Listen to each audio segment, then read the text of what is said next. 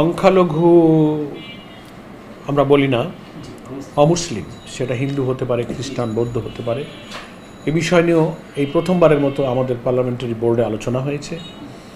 আমরা যদি যোগ্য কোনো প্রার্থী পাই এই সমস্ত কমিউনিটির মধ্য থেকে, বিভিন্ন ধর্মের ভাইদেরকে পাই উপযুক্ত, যারা জামাত ইসলামীর রাজনৈতিক, অর্থনৈতিক নতুন বাংলাদেশ গড়ার কর্মসূচির সাথে একাত্ম হবে,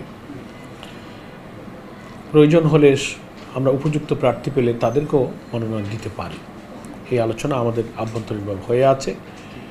আর নারীদের ব্যাপারে এটা একটা পলিসিগত বিষয় জামাত ইসলামীর। আমরা 300 আসন নর্মাল পার্লামেন্টের সাথে যে 50টা সংরক্ষিত নারী আসন আছে, এখনও আমরা এই বিধানটার ব্যাপারেই আমাদের অবস্থান বহাল রেখেছি। না, এখনও আমরা সেই চিন্তা করিনি। মানে ভোটে নির্বাচিত হয়ে আসার জন্য আমাদের শুধু পুরুষ প্রার্থীদের ব্যাপারেই আগের মতোই পলিসি আছে।